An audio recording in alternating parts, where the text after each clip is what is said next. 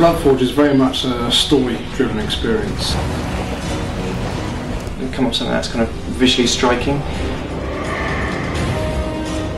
Each monster, each boss should be different.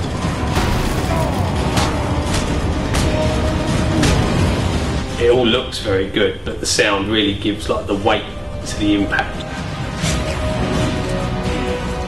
The universe itself is inspired by a lot of Celtic mythology.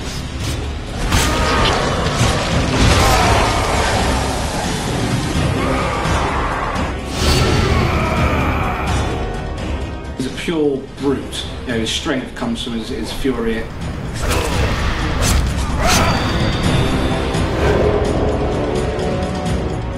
Like all ex-soldiers, there's something about him that says he's been in the war. He's got scars over him. He still has like battle armour. He's been carrying swords and killing people. He just looks grizzled. He's very blunt, a simple man. He's battle-hardened, seen many battles, very scarred. You know, he carries it on his shoulder like a badge of honor. You know, he's experienced everything. He's just trying to settle down with his family.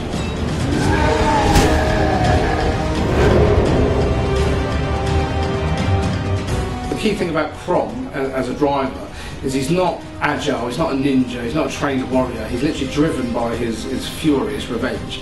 And that comes across, I think, in his look, in his stance, in his style, his movement of animation. I wanted to ground Crom as a real character, so we steered clear from the really sort of theatrical fighting movements. His run, for example, his run animations, we wanted it to be very lumbering and off-centre rather than, you know, like a sprinter or an athlete. He's not an athletic type. He is very big and brutish. It's very important that he moves off centre, he stumbles. You know, all of his energy comes from his pure rage. So you don't get the sort of Ninja Gaiden stuff or God of War controlled moves. He very much is a frantic guy driven by his rage.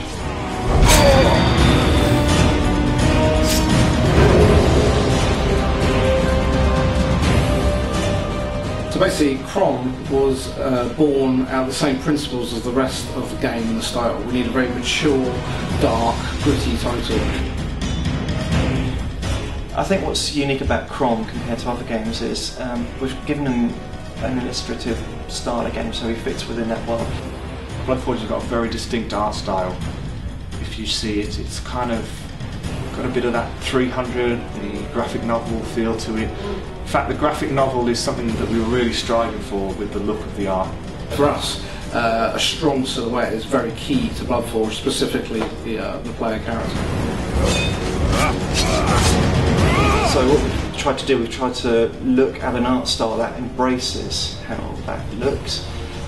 So we went away and we looked at some lots of like film noir, lots of art which kind of embraces the darker worlds, it's like Caravaggio, Gustave Doré. The styles are pretty well. We got a really solid concept art. It's all anything that's really, you know, just blunt and ancient looking, very sharp, very, you know, there's nothing elegant about the designs. And a lot of the characters that you meet, the gods in the game, are all real Celtic gods, and we've also tried to make the environments in the world based around that idea of what it may have been like living in these periods. The sound in any game, especially in BloodForge, help to tie the character to the actual world itself.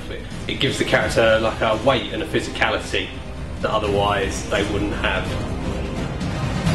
So the audio effects obviously drive a lot of the brutality, so we go out of our way to bring the combat close to camera.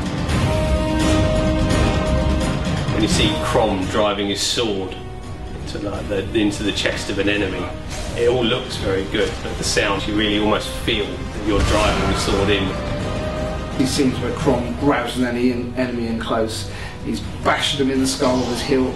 You know, the audio's got to get those crunches, get those blood splats. You need that real satisfying feedback whenever you're dealing this damage up.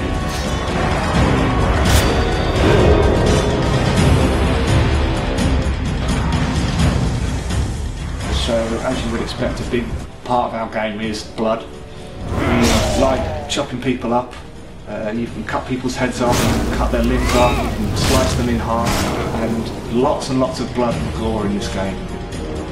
The key thing about blood is you are collecting it all the time. It is the currency of the game. You have your own rage, there's your own fury. We have the concept of berserk mode, which then elevates itself into a rage kill. And these are escalations in Crom's own brutality in his own moveset. All of this is fueled by blood. So it's an escalation of blood. Blood's all over the place. We love it.